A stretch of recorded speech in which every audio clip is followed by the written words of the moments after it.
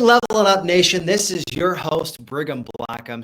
So grateful to have Nic DeAngelo on today. He's the CEO of Saint Investment. Now, let me tell you a little bit about him, why you definitely want to check out what he's up to. He's the fixed income GOAT, like greatest of all time, guys. He's got a portfolio of over 206 million, which is phenomenal. And we're going to dive into a little bit of why that's so impactful and how he's been able to help so many people with his Saint Investment Group and C.P.R, and how we can really use some of the C.P.R is what we're calling this to fix a lot of your economic issues. And we're going to have a great conversation today. So Nic, welcome to the call, my friend. How you doing? Brigham, great to be here. Really excited to jump in. Great catching up with you beforehand. And yeah, I'm really excited to jump in on what we were kind of getting into before this and what we're about to jump into. Sweet. Well, our topic today is C.P.R. And I think this is interesting because it's not the typical C.P.R. we're looking at. When you look here, this is C.P.R. for the revival of your assets. So let's first start off with an asset. An asset is something that puts money in your pocket. I love Sharon Lecter's definition of that. So reviving assets, this is something that you guys, you live and breathe this. You see these distressed properties, you're like, there's money in those things right there. We need to figure out how to redo this and put some value into it. So let's talk about there. What was it that first drove you to learn how to revive assets? So my background is kind of classically trained with a couple small family offices. So I worked with individuals that were giants at the time to me. I mean, I was, very, very broke. Let's put it that way. I wanted to be around the most successful people. I wanted to get to the highest possible level that I could. And the fastest way to get there that I found was to make it easy for them to say yes, to bring me on and to be as close to their success as I could. So the best way I knew to do that, because I graduated college in the wake of the Great Recession, right? The global financial crisis. I reached out to these groups over and over and over. Most told me no, most didn't respond, right? Yeah. But I found a couple, got closer to them, and just was over and over conversations. How do I work with you? What can I do? I'll work for you for free. Both passed on hiring me for free, by the way. Wow. So great lesson in the fact that their time was so valuable that they didn't have time to teach me for free or have a free employee. They needed someone to bolt on immediately that was adding value to them because their ship, for all intents and purposes, was sinking in that market environment. So what I needed to do, what they needed from me, was to source and find assets. And I didn't know acquisitions at the time. I was very young. I was very inexperienced. I did have a background in real estate marketing because I had been doing leasing for landlords even as a teenager, kind of early. I tried to get in. So the biggest opportunity in the market at that time was distressed assets. And the better you were at sourcing distressed assets, really the more value you could add. So to these individuals, whether it was us doing the deal, whether it was us bringing, or whether we were bringing in partners, there's a few different models that we went into, but I leaned into acquisitions, which was a strength of the marketplace at that time. It was an opportunity unique to that market. So we still have that mentality today. We still believe that some of the biggest opportunities lie in problems in the marketplace. So when the sky's falling, when there's huge issues, when there's things that are market disruptors in a massive way, I'm like, this feels like home, baby. Like, I'm good with it. I want opportunities. And when people aren't willing to do the extra work, which is 99% of the time, most markets, then there's huge opportunity to innovate. I think that's a really beautiful way to think about problems as your savior. You think about the bigger the problem and the more value there's to see that this is something that is worth paying for. And that pain is so difficult. They don't want to solve it. If you're willing to solve it and you have a great way that you market yourself so they can know about you, man, you've got a wide open ocean of opportunities. So this idea of distressed properties, I've heard of Warren Buffett saying when people are running from a burning building, that's when you go in. Let's talk about why that's so important to identify these distressed properties. And after you've identified them, what is that strategy to actually acquire them? Because you have to get them under contract. You have to take them off the market, even if you don't even know if all the numbers work perfect yet. You're like, hey, this hits our minimums. Let's see if this is something we actually want to do. So I'll give you two answers, because there's two Mhm. sides of the same coin when it comes to distressed assets. One is, the first answer to your question is, it was a function of that market environment, right? That market environment, if you speed back the clock, 15 plus years, 2008-ish, right? Let's take that. 50, so that market at that time, deals were everywhere. We were swimming in deals. The issue was the uncertainty in the market was so ridiculously high. So everybody today, oh yeah, I could have made money back then. I could have, would have, should have. No, because at the end of the day, it took a very, very strong mentality and very, very seeing through the weeds, seeing through the smoke and mirrors of all the different things in the market to understand that most deals were below replacement costs. Okay. Meaning, in order to buy that asset, it would cost more to build that asset again than to buy it in that market environment.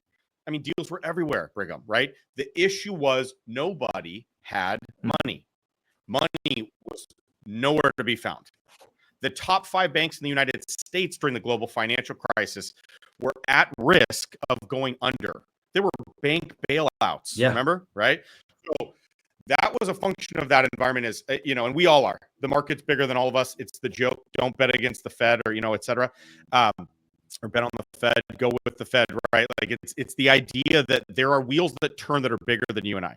So now if you zoom back into the market and where we were, there were deals everywhere, but there were concerns on most of these deals, and there was market questions, economic questions, so that they weren't in that marketplace. So knowledge and understanding and economic environment was something we had to drill down on. How we hedged against that was to buy ridiculously aggressively, meaning our basis, our purchase price was so low that no matter what the market did and market fluctuated, we were only doing cream of the crop purchases, the best purchase prices.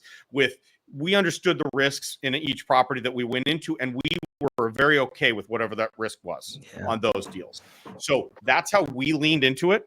I was in a unique position to be around very wealthy, very successful individuals, but they didn't have the boots on the ground approach. They weren't as tech savvy. So me being extra young at the time was an asset, not, a liability. And I think, again, I think the younger generations today have the same opportunity in a older industry like real estate that doesn't innovate as quickly. And that's how I leaned into it. So half of it was a function of the environment, a function of the marketplace that I had to, exist. We all had to exist at the time. The other half of that is how to lean directly in to that marketplace and take the most advantage of it. And for us, it was being so aggressive on the purchase price, only buying the top 1% of 1% of deals, sometimes underwriting 200, 300, 400 deals to find that premium perfect deal for us at that time.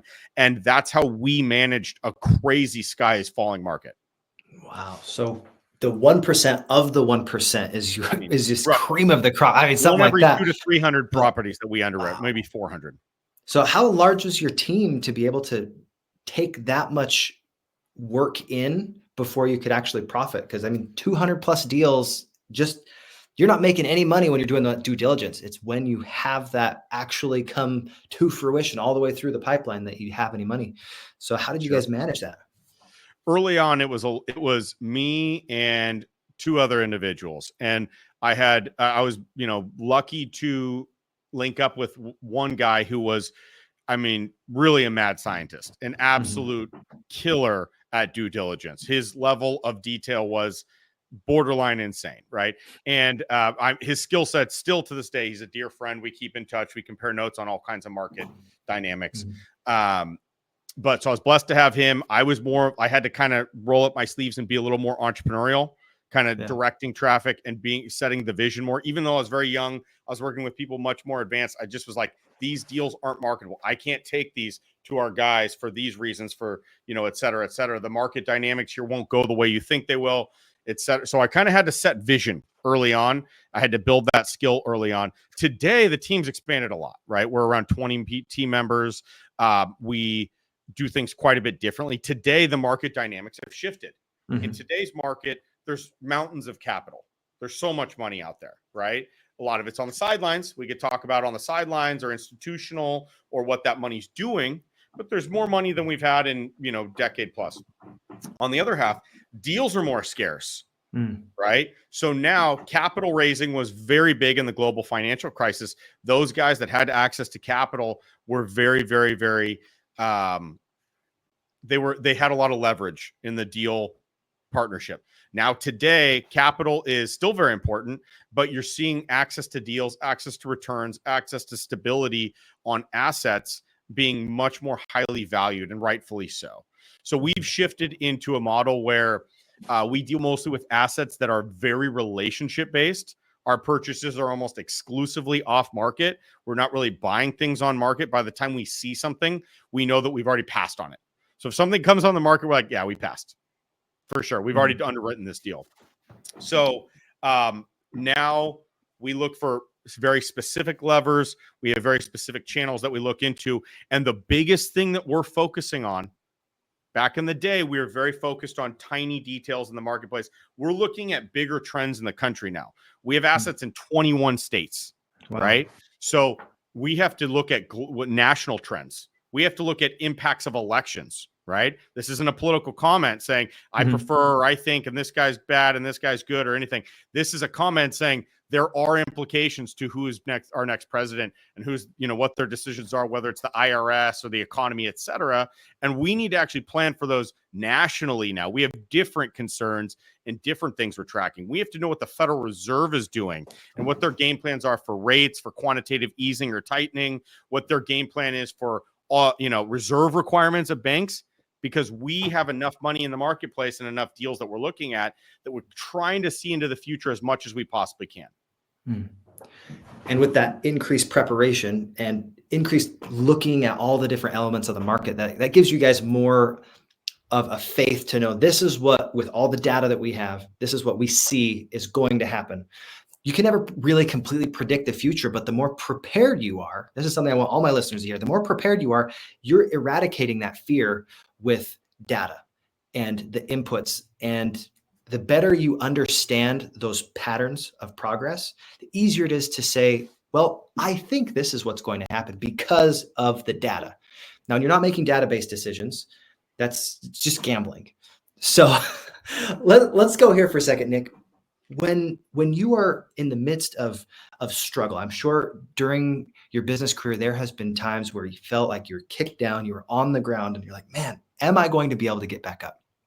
What helped you stay the mindset of, I know I'm not just going to do this, but it's inevitable that this business, this opportunity that I'm creating is going to help me all the way through to the end? How did you stay and persevere? The first concept on that is that I've really leaned into the question of who said it was supposed to be easy. Yeah, that's fair. For real. And I'm not saying that's not a jab at you. I'm saying people go in thinking, oh, it's just incremental improvement and it's just one step up the ladder at a time. No, you take your lumps, and that is how it's supposed to be. There has to be a degree of learning.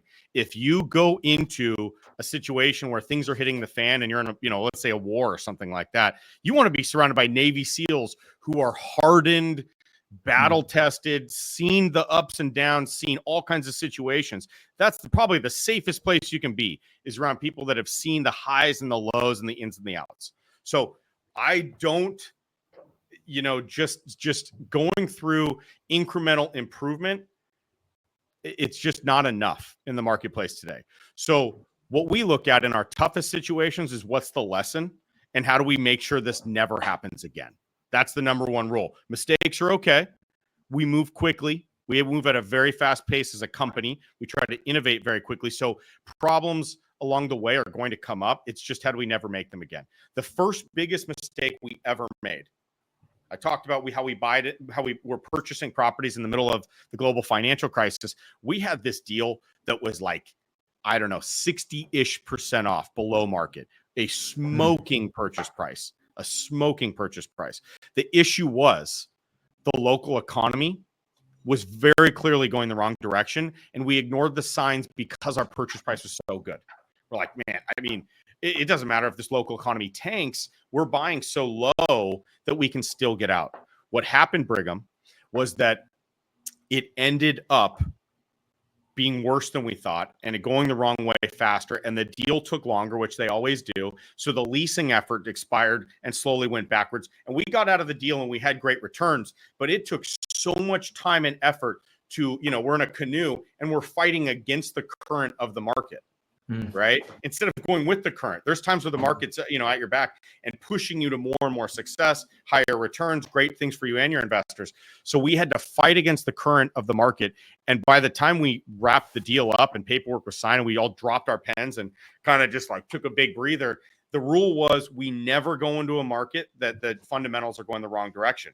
So we need to lean into the economics of what we're doing. We need to look broader and locally at what the state's doing, what the county's doing, what the city's doing, what things look like on the money, cost of loans to purchase. All of those were going against us. We still bet because we had such a good purchase price. So Warren Buffett has a famous quote: "I'd rather have a fair deal." Wait, no, excuse me. I'd rather have a great asset at a fair price than a fair asset at a great price. And I'll never make that mistake again. And we will never make the mistake of not having the economics on our side and over diving into the fundamentals. Since then, we've done the opposite, especially when we saw industrial booming. I love industrial as an asset class. I have a huge case study. I believe it's going to be very, very, very positive for the next decade or so.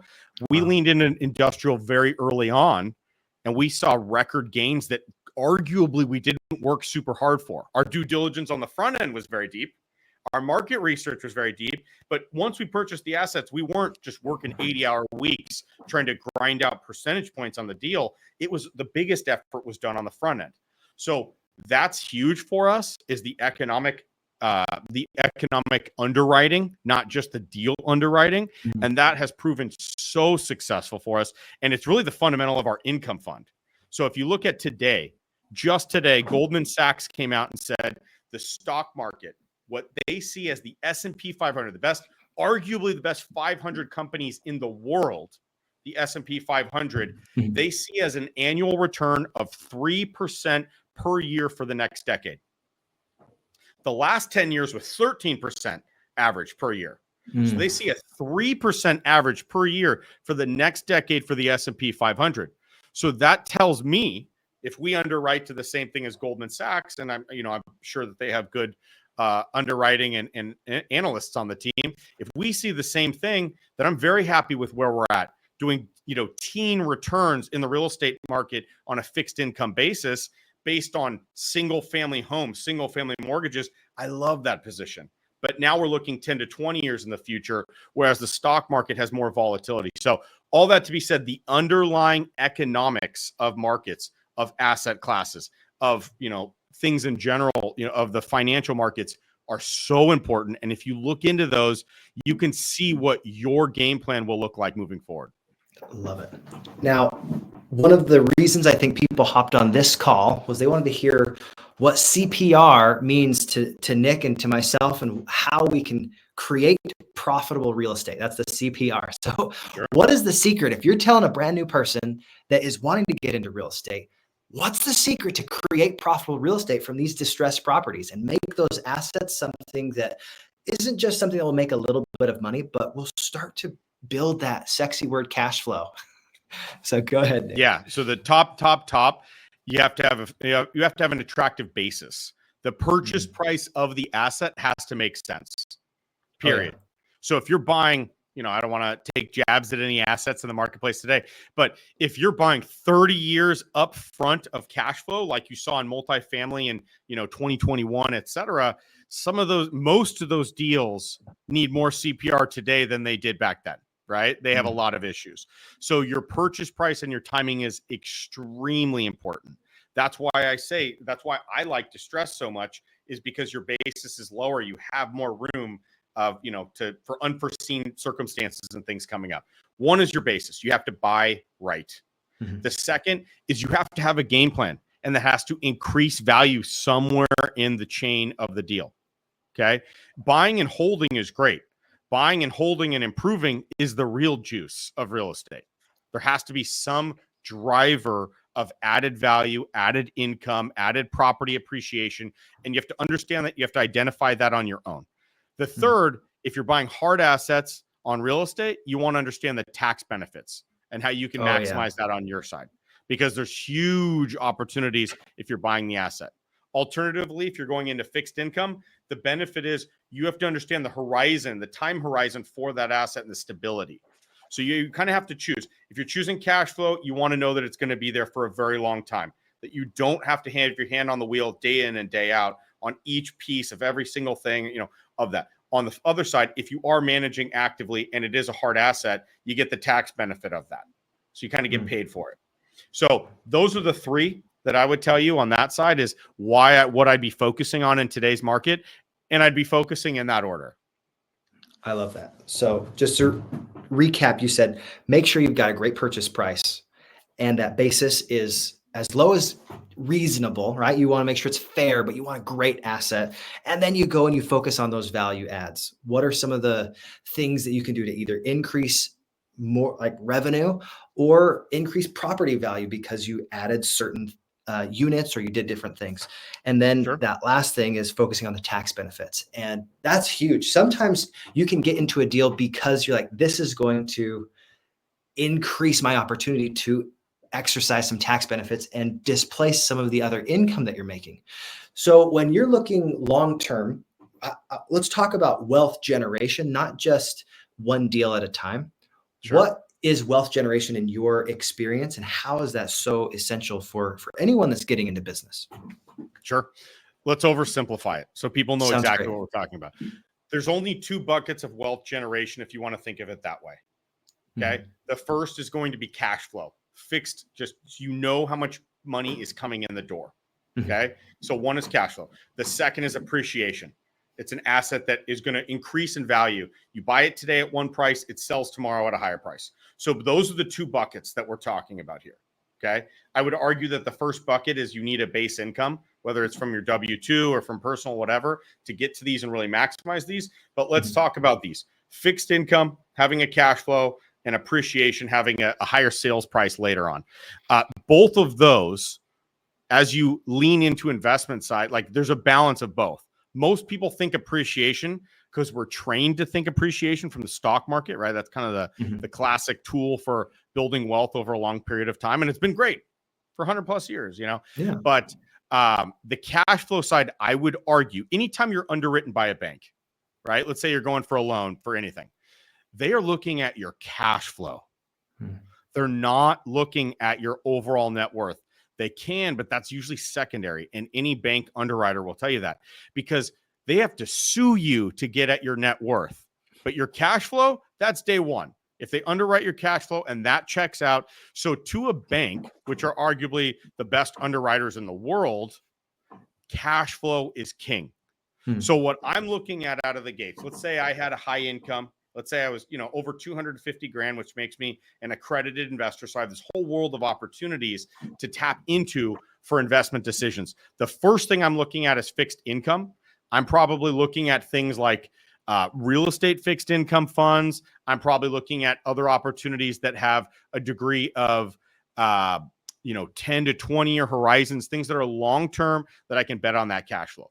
Once I add a stream of income that I really trust, usually added by a number of assets, maybe a dozen plus 20 something, then I'm looking to appreciate. I don't see a huge case study for the stock market over the next decade.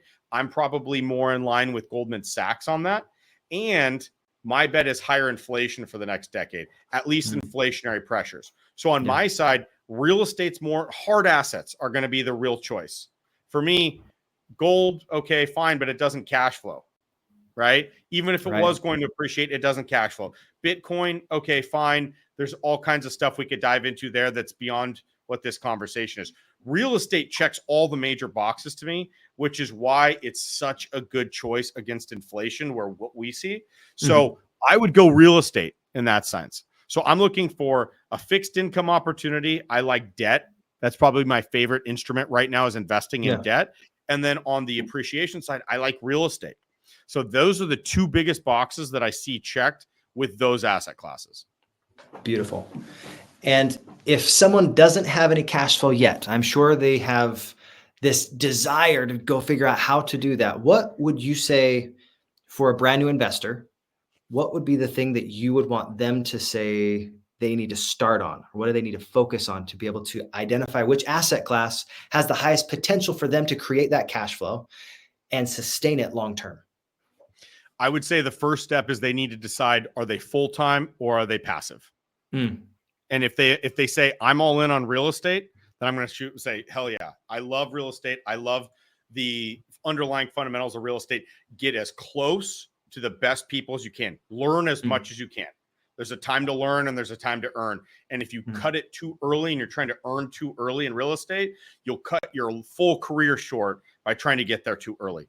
Get around the best people and learn from the best. If you want to be passive, then I'd say that there's all kinds of, opportunities to invest, to learn along the way passively.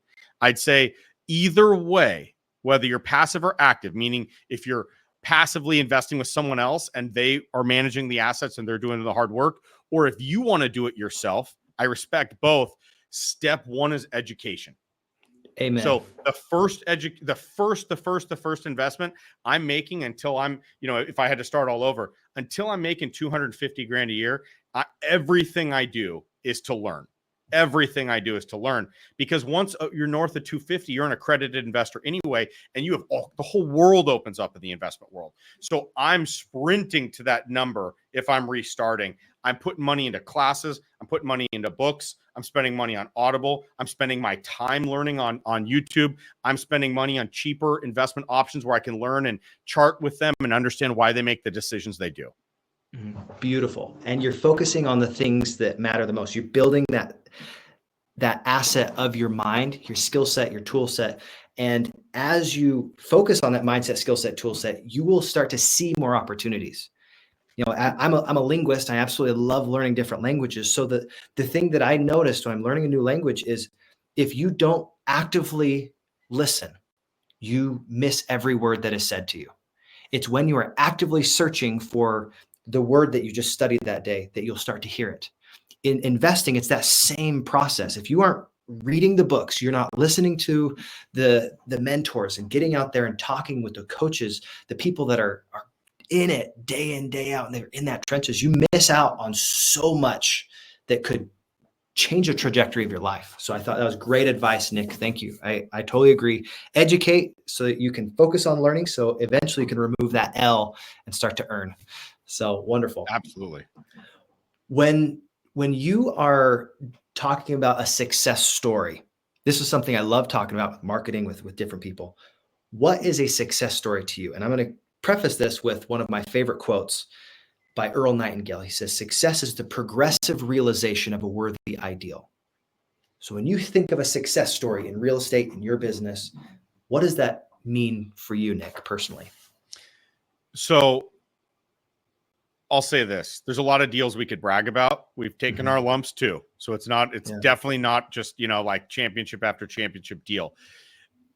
The distressed assets were great. And I loved the foreclosure business. I loved all kinds of things. It's scrappy. It's quick. It moves quick, huge opportunities. But what we looked for after we dug into distressed assets, there's a lot of mess that comes with it.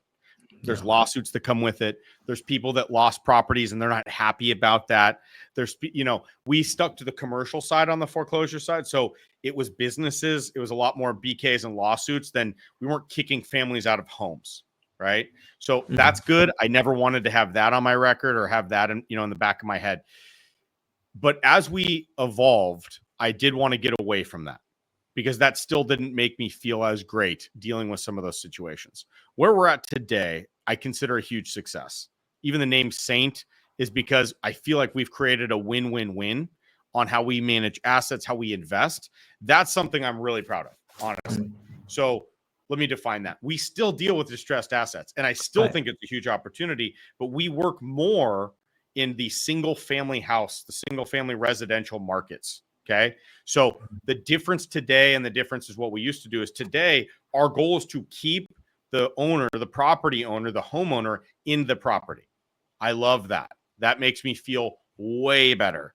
And the added benefit, so it's a benefit to them. So that's a win. The added benefit to us and our investors is that it gives us 10, 20, 30 years of payments because we're talking about mortgages. We invest in mortgages. That's our business today for our fixed income fund.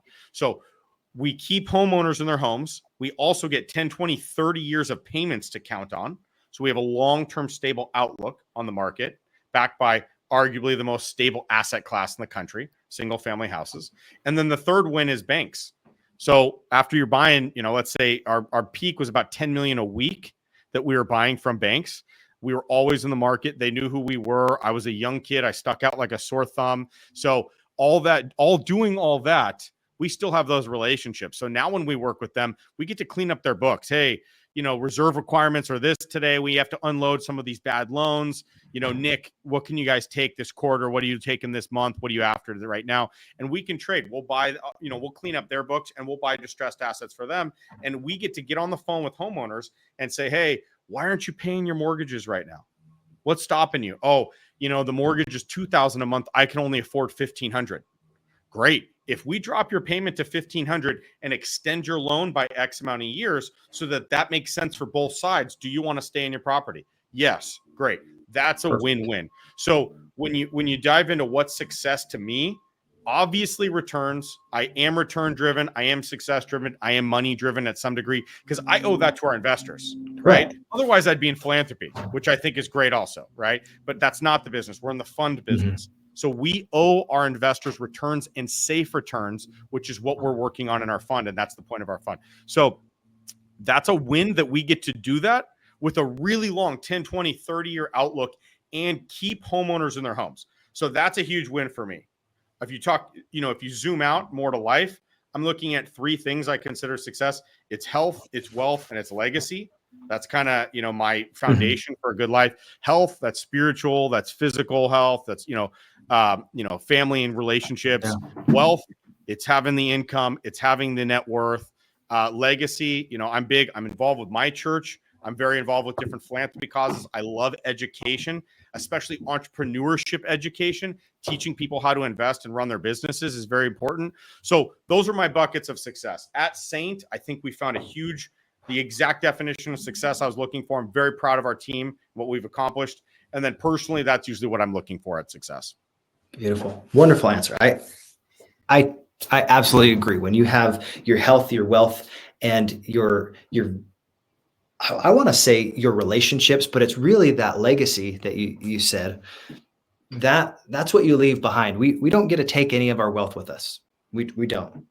But when you pass on ideas that can absolutely shift someone's perspective on what life is about, and you can help someone and genuinely know that you did right by them consistently, man, that makes you feel good while you're making money. So I love that. Thank you for the perspective.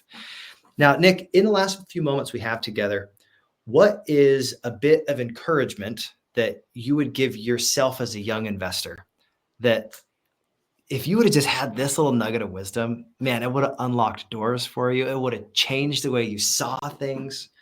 What would you tell yourself? I would say two things, and they're kind of two halves of the same coin.